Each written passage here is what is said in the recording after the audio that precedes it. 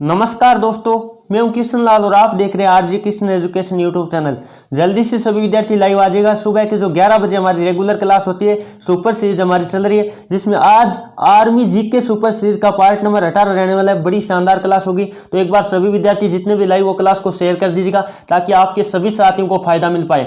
और कल हमने आपको पता है रविवार के दिन हम महासंग्राम करवाते हैं, तो रात 9 बजे मैंने लिंक एक्टिव किया था। अभी भी वो मैंने एक्टिव कर रखा है एक बार, क्योंकि काफी सारे विद्यार्थी दे भी चुके हैं, लगभग 4000 के करीबन दे चुके। और जिन्होंने अभी तक भी नहीं दिया, क्लास पूरी होने के बाद दे लेना। चलिए, मैं शाम के 9 बजे तक वो एक्टिव रखूंगा, उस तक आप दे पाओगे, क्योंकि कोई भी वंचित न हो, सबको महासंग्राम देना। और आपके कितना मार्क आता है, अंत में जो आपका स्कोर कार्ड होता है वो शो करता है। तो स्कोर कार्ड स्क्रीनशॉट लेके अपनी स्टेटस पर लगा दीजिएगा, ताकि अपने साथियों को भी पता चल पाए अपने साथी के कितने बने और आपके कितने बने, सबका पता चल पाए सब में। और कितना कंपटीशन होता है वो आप स्वयं भी देख पाए जब अपने साथी का स्कोर देखोगे। तो इस तरह सबको अपने स्टेटस व्हाट्सएप फेसबुक पर लगा देना है कि हमने इतने स्कोर प्राप्त किए। जो भी काफी सारे विद्यार्थियों को 100 में से 100, वो भी लगभग 10-11 मिनट में वो पेपर, क्योंकि उसमें टाइमिंग भी आपको शो करता है। तो बहुत ही बढ़िया शानदार महासंग्राम आपको लगा होगा। और अब की बार साथ में आपको पता भी चल गया कौन सा क्वेश्चन आपका गलत हो रहा है और कौन सा सही हो रहा है। तो बहुत बहुत आपको तहे दिल से धन्यवाद। महासंग्राम भी आप दे रहे हैं और रेगुलर क्लास भी ले रहे हैं। तो रेगुलर क्लासों का फायदा लेने वाले सभी विद्यार्थियों के महासंग्राम में काफी सारे स्कोर आए। तो आप भी यदि रेगुलर क्लास लोगे तो आपको जीके, जीएस और मैथमेटिक्स सारा कुछ समझ में आने लगेगा। चलिए दोस्तों, बिना देर के सेशन की तरफ बढ़ते, इससे पहले सभी विद्यार्थियों को जय हिंद, राम राम, जय श्री कृष्णा, राधे राधे, जय मां शारदे। चलिए सेशन की तरफ बढ़ते हैं। जो विद्यार्थी पहली बार चैनल पे है, चैनल को सब्सक्राइब कर लो और बेल आइकन को भी ऑन कर लो, ताकि जब भी हम लाइव क्लास का टाइम हो तो आपके पास नोटिफिकेशन आ जाए। फर्स्ट क्वेश्चन, जैसा कि आप अपनी स्क्रीन पे देख पा रहे, क्या है? प्रथम भारत रत्न प्राप्तकर्ता कौन है? जल्दी से बताने की कोशिश करिएगा। प्रथम भारत रत्न प्राप्तकर्ता कौन है? जो ऑप्शन नंबर क्या बता रहे हैं? डी बता रहे हैं डॉक्टर सर्वपल्ली राधाकृष्णन। बिल्कुल उनका उत्तर सही है। अब बात कर लेते हैं, उनको भारत रत्न कब मिला था? आपको ध्यान रखना है 1954 में मिला था। कब मिला था? 1954 में मिला था। ये क्वेश्चन भी कई बार आ चुका है। और भारत रत्न की हम बात करें, स्थापना की बात करें, तो 2 जनवरी कब हुई थी? ये इंपॉर्टेंट क्वेश्चन है, कई बार आ भी चुका है। 2 जनवरी 1954 में हुई थी। और आपको पता होना चाहिए, सर्वप्रथम हम बात करें तो डॉक्टर सर्वपल्ली राधाकृष्णन, जो भारत के प्रथम उपराष्ट्रपति और द्वितीय राष्ट्रपति रह चुके हैं, ये भी आपको याद होना चाहिए। अब बात कर लेते हैं उस वक्त 1954 में बात करें तो सर्वपल्ली राधाकृष्णन के अलावा और भी कईयों का मिला था, जैसे चक्रवर्ती, हम राजगोपालाचारी बात कर लेते हैं, सीवी रमन को भी मिला था। ये भी आपको याद रख लेना। चलिए दोस्तों, आगे बढ़ते हैं। अगला क्वेश्चन आपके स्क्रीन के सामने लेते हैं। जल्दी से सभी विद्यार्थी क्वेश्चन नंबर 2 का भी जवाब देने की कोशिश करेगा। गीतांजलि नामक पुस्तक के रचयिता कौन है? तो गीतांजलि के रचयिता आप सबको पता होगा, जो ऑप्शन नंबर बी बता रहे हैं, रविंद्रनाथ टैगोर। बिल्कुल का उत्तर सही है। अब बात कर लेते हैं, रविंद्रनाथ टैगोर को आपको पता होगा 1913 में क्या मिला था? नोबेल पुरस्कार मिला था। क्या मिला था? नोबेल पुरस्कार मिला था। वो आपको पता है। उनकी पुस्तक गीतांजलि यानी साहित्य के क्षेत्र में मिला था। यह क्वेश्चन भी कई बार आ चुका है। तो रविंद्रनाथ टैगोर को जो क्या मिला था? नोबेल पुरस्कार मिला था। सॉरी, मैंने क्या बोल दिया था? नोबेल पुरस्कार। नोबेल पुरस्कार आपको पता है विश्व स्तर पर दिया जाता है। तो नोबेल पुरस्कार 1913 में मिला था। आपको ध्यान रख लेना, रविंद्रनाथ टैगोर को साहित्य के क्षेत्र में मिला था। और 1913 की एक घटनाएं आपके और याद आनी चाहिए। प्रथम मूक फिल्म की बात करें, प्रथम मूक फिल्म की बात करें तो वो भी आपको पता होगा 1913 में आई थी। कौन सी आई थी? राजा हरिश्चंद्र आई थी। आपको पता होगा दादा साहेब फाल्के द्वारा बनाई गई थी। ये भी इंपॉर्टेंट क्वेश्चन बनता है, याद रखिएगा। और मैंने आपको बताया था 13 का उल्टा क्या होता है? 31 होता है। तो 1931 में आपको पता होगा प्रथम बोलती फिल्म आलम आरा आई थी। ये भी आपको याद रख लेना है। चलिए दोस्तों, आगे बढ़े। अगला क्वेश्चन आपके, और वेद व्यास जी आपको पता है किसकी रचना की है? महाभारत की रचयिता कौन है? वेद व्यास जी है। ये भी आपको याद रख लेना है। चलिए दोस्तों, आगे बढ़िए। अगला क्वेश्चन आपके स्क्रीन के सामने लेते हैं। जल्दी से सभी विद्यार्थी क्वेश्चन नंबर 3 का भी जवाब देने की कोशिश करेगा। क्या दे रखा है? जलियांवाला बाग कहाँ स्थित है? तो ये तो आप सबको पता होगा, जलियांवाला बाग हत्याकांड हुआ था। आपको पता है वहाँ कब हुआ था? 13 अप्रैल 1919 को हुआ था। आपको पता होना चाहिए 13 अप्रैल 1919 को जलियांवाला बाग हत्याकांड हुआ था। अमृतसर में हुआ था। कहाँ हुआ था? जो ऑप्शन नंबर क्या बता रहे? ये बता रहे, बिल्कुल का उत्तर सही है। और अमृतसर कहाँ पड़ता है? ये भी आपको याद होना चाहिए। अमृतसर की बात करें तो पंजाब में पड़ता है। और पंजाब को 5 नदियों की भूमि कहा जाता है, मैंने काफी बार बता दिया है। और स्वर्ण मंदिर की बात करें तो वो भी अमृतसर में पड़ता है। और स्वर्ण मंदिर किस धर्म से संबंधित है? तब आपको करना है सिख धर्म। और स्वर्ण मंदिर का निर्माण की बात करें, सिखों के 5वें गुरु थे अर्जुन देव, उन्होंने करवाया था। ये क्वेश्चन भी इंपॉर्टेंट, आप याद रखिएगा। अब बात कर लेते हैं श्रीनगर में। आपको पता है डल झील कहाँ है? श्रीनगर में है। और जैसलमेर में आपको पता है पोखरण है, वहां आपको पता है परमाणु परीक्षण हुआ था। ये भी आप याद रखिएगा। और बात कर लेते हैं हरियाणा के करनाल में। आपको पता होगा क्या है? राष्ट्रीय डेयरी अनुसंधान केंद्र कहाँ है? हरियाणा के करनाल में। चलिए दोस्तों, आगे बढ़ते हैं। अगला क्वेश्चन नंबर 4 आपकी स्क्रीन के सामने दे रखा है। क्या है? राजा राम मोहन राय ने किस समाज की स्थापना की थी? पहली बात तो आपको पता होगा सत्य प्रथा के विरोध में आपको पता है राजा राम मोहन राय ने मतलब भावना व्यक्त की थी, ये भी आपको पता होगा। अब बात कर लेते हैं राजा राम मोहन राय ने किस समाज की स्थापना की थी? जल्दी से बताने की कोशिश करिएगा। जो ऑप्शन नंबर क्या बता रहे हैं? सी बता रहे हैं ब्रह्म समाज। बिल्कुल उनका उत्तर सही है। राजा राम मोहन राय ने ब्रह्म समाज की स्थापना की थी। कब की थी? 1828 में की थी। कब की थी? 1828 में, ये भी आप याद रखिएगा। और आर्य समाज की बात करें तो आपको पता होगा दयानंद सरस्वती ने की थी 1875 में। और दयानंद सरस्वती का प्रमुख नारा भी आपको याद रखना है, वेदों की ओर लौटो नारा किसने दिया था? दयानंद सरस्वती ने दिया था, जिन्होंने आर्य समाज की स्थापना भी की थी, याद रखिएगा। चलिए दोस्तों आगे बढ़ते हैं। अगला क्वेश्चन नंबर बात कर लेते हैं 5 आपके स्क्रीन के सामने। छत्तीसगढ़ है वो किस राज्य से अलग होकर बना था? ये क्वेश्चन अलग होने वाला राज्य से संबंधित कई बार आ चुका है, तो आप याद रखिएगा। इंपॉर्टेंट क्वेश्चन है, देखते कौन कौन विद्यार्थी इसका सही जवाब दे पाते हैं। जो ऑप्शन नंबर क्या बता रहे हैं? सी बता रहे हैं मध्य प्रदेश, एमपी। बिल्कुल का उत्तर सही है। मध्य प्रदेश की वर्तमान में राजधानी की बात करें तो आपको पता होगा भोपाल है, ये भी आपको याद रख लेना है। और आपको पता होगा बिहार से अलग होकर क्या बना था? झारखंड बना था, ये क्वेश्चन भी इंपॉर्टेंट है। और आपको पता होगा यूपी से अलग होकर उत्तराखंड बना था, ये भी आप याद रखिएगा। उत्तराखंड की राजधानी काफी बार एग्जाम में आ चुका है, तो देहरादून है, याद रखिएगा।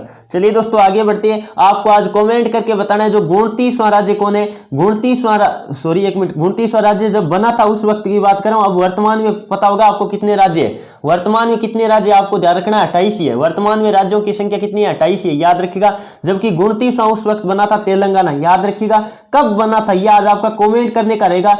तेलंगाना जो राज्य था वो 29वां राज्य बना था, आपको पता है। वर्तमान में तो 28 है, फिर कह रहा हूं क्योंकि आपको पता है जम्मू कश्मीर था, जम्मू और लद्दाख को आपको पता है केंद्र शासित बना दिया गया। लेकिन जब बात करें तो तेलंगाना बना था, वो किससे अलग होकर बना था और कब बना था, यह आज आपको कमेंट करके बताना है। देखते कौन कौन विद्यार्थी इसकी जितनी भी राज्य और केंद्र शासित प्रदेश से जितने भी आपकी जानकारी आती है उतनी कमेंट करिएगा। एक ही कमेंट में करिएगा लंबा, और अपना नाम और सब लिख के बता दीजिएगा ताकि हम पढ़ पाए कौन कौन विद्यार्थी को क्या कुछ पता है। चलिए दोस्तों आगे बढ़े। ये आज आपका होमवर्क रहेगा, तो होमवर्क का जवाब कमेंट करके देना है और क्लास पूरी होने के बाद देना है। क्लास पूरी होने के बाद देना, आप याद रखिएगा, याद करके जवाब देना है सभी को। और जितना लंबा कमेंट आपका हो सके उतना टाइप करके देने की कोशिश करिएगा।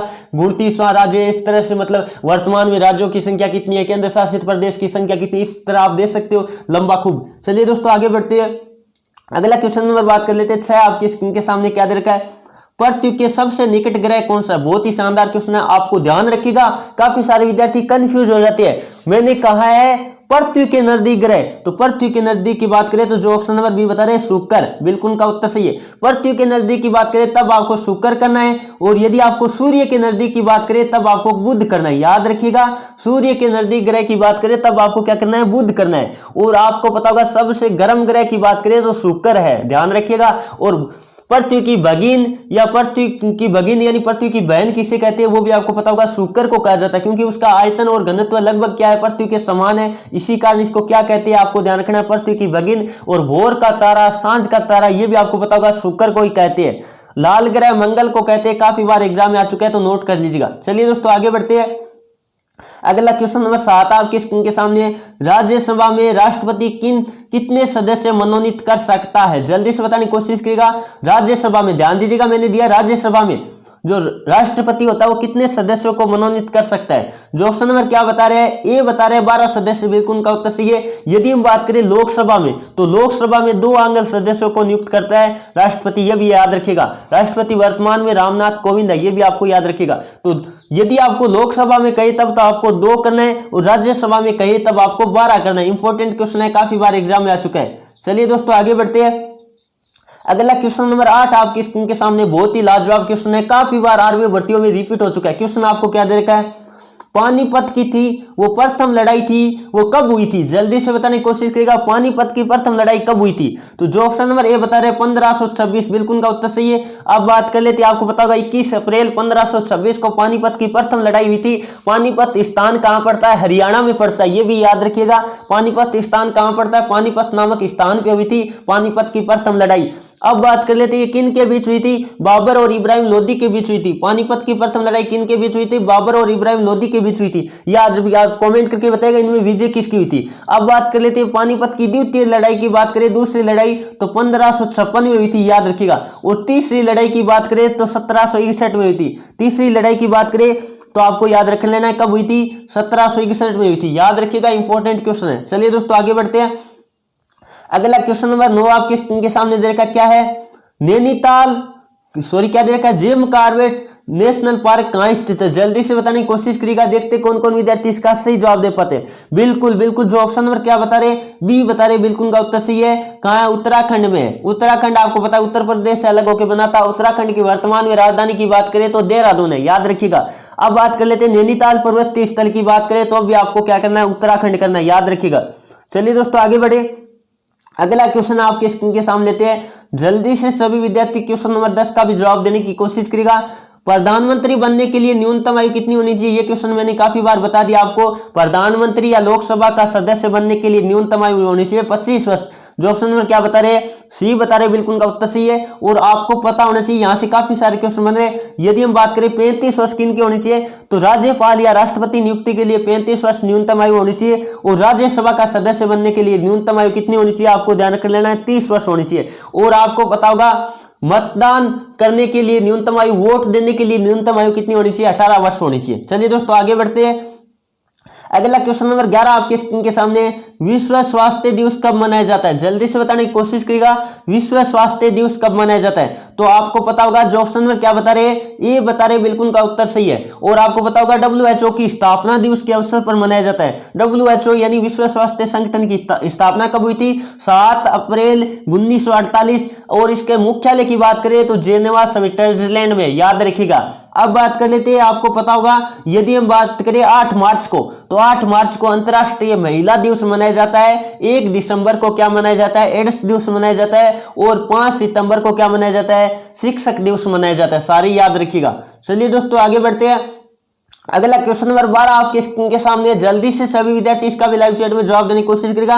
नर्मदा नदी का उद्गम स्थल कौन सा है? तो जल्दी से बताने की कोशिश करेगा। काफी बार क्वेश्चन ऐसे आ चुका है, अमरकंटक की पहाड़ियों से किसका उद्गम होता है? तो आपको पता होगा नर्मदा नदी का होता है। जो ऑप्शन नंबर क्या बता रहे हैं, बिल्कुल सी बता रहे, बिल्कुल का उत्तर सही। अमरकंटक की पहाड़ियों से नर्मदा नदी का क्या होता है, उद्गम होता है, याद रखिएगा, इंपॉर्टेंट क्वेश्चन है। चलिए दोस्तों अगला क्वेश्चन नंबर बात कर लेते हैं। 13 आपके स्क्रीन के सामने क्या दे रखा है, लोकमान्य के नाम से किसको जाना जाता है? लोकमान्य के नाम से आप सबको पता होगा बाल गंगाधर तिलक को जाना जाता है। जो ऑप्शन नंबर क्या बता रहे हैं, सी बता रहे, बिल्कुल का उत्तर सही है। लोकमान्य बाल गंगाधर तिलक को जाना जाता है, याद रखिएगा। अब बात कर लेते हैं, यहां से काफी सारे क्वेश्चन बन रहे हैं, तो आपको पता होगा जो एनी बेसेंट और बाल गंगाधर तिलक ने मिलकर, आपको पता है, होम रूल लीग की स्थापना कब की थी? 1916 में की थी। मैंने काफी बार बता दी, याद रखिएगा। चलिए दोस्तों आगे बढ़ते हैं। अगला क्वेश्चन नंबर 14 आपके स्क्रीन के सामने दे रखा है। जल्दी से सभी विद्यार्थी इसका भी लाइव चैट में जवाब देने की कोशिश करेगा। दिल्ली से पहले भारत की राजधानी क्या थी? तो आपको पता होगा, जो ऑप्शन नंबर ए बता रहे, कोलकाता। कोलकाता का पूर्व नाम कलकत्ता था, यह भी आप याद रखिएगा। कोलकाता को आपको पता है महलों का शहर किसे कहा जाता है? कोलकाता को कहा जाता है। कोलकाता हुगली नदी के किनारे बसा है। और कब स्थानांतरित हुई थी? 1911 में हुई थी। स्थानांतरण कब हुई थी? राजधानी 1911 में हुई थी। मुंबई को 7 टापुओं का नगर किसे कहा जाता है? 7 टापुओं का नगर मुंबई को कहा जाता है। और 7 पहाड़ियों का नगर रोम यानी रोम को कहा जाता है, याद रखिएगा। और रोम किस नदी के किनारे बसा है? टाइबर नदी के किनारे बसा। मैंने कल भी आपको बताया था, टाइबर से याद रखिएगा, टाइगर। और टाइगर देखने पर हमारे रोम रोम कांपते हैं। इसका मतलब टाइबर नदी पर कौन सा शहर बसा है? रोम बसा, जिसे 7 पहाड़ियों का नगर किसे कहा जाता है? रोम को कहा जाता है। और आपको पता होगा पिंक सिटी यानी गुलाबी नगरी जयपुर को कहा जाता है, जो कि राजस्थान की राजधानी है। चलिए दोस्तों अगला क्वेश्चन नंबर बात कर लेते हैं। 15 आपके स्क्रीन के सामने क्या दे रखा है, खालसा पंथ के संस्थापक कौन है? जल्दी से बताने की कोशिश करिएगा, खालसा पंथ के संस्थापक कौन है? तो जो ऑप्शन नंबर क्या बता रहे, सी बता रहे, गुरु गोविंद सिंह, बिल्कुल का उत्तर सही है। गुरु गोविंद सिंह सिखों के अंतिम गुरु यानी 10वें गुरु थे, याद रखिएगा। और सिखों के प्रथम गुरु की बात करें तो आपको पता होगा गुरु नानक देव थे, ये भी याद रखिएगा। द्वितीय गुरु की बात करें तो आपको पता होगा, जल्दी से बताएगा, गुरु अंगद देव थे। और 5वें गुरु काफी बार एग्जाम में आ चुके हैं, आपको पता है गुरु अर्जुन देव थे, ये भी इंपॉर्टेंट क्वेश्चन है। ये थी दोस्तों आज की क्लास, आपको कैसी लगी कमेंट करके बताएगा। और आपके इन 15 क्वेश्चनों में से कितने क्वेश्चन राइट हुए, गलत कौन सा हुआ, ये भी कमेंट करके बताएगा। और मैंने एक होमवर्क दिया था, याद है ना, सभी को होमवर्क का जवाब देना है। मैंने बताया था कि राज्य और केंद्र शासित प्रदेशों के बारे में जितनी भी आपको जानकारियां है वो सब कमेंट एक ही कमेंट में करना है। देखते कौन कौन विद्यार्थी इसका कमेंट करके से मतलब जानकारी प्रोवाइड कर पाते हैं। चलिए दोस्तों, आज के सेशन में इतना ही। फिर मिलेंगे शाम को 8:30 बजे रीजनिंग की क्लास में। तो शाम 8:30 बजे लाइव आना भी मत भूलिएगा, क्योंकि बड़ी शानदार क्लास होने वाली है जो बार बार एग्जाम में आने वाले क्वेश्चनों का संग्रह हम लेकर आ रहे हैं। चलिए दोस्तों, आज के सेशन में इतना ही। Thank you for watching. जय हिंद, जय भारत।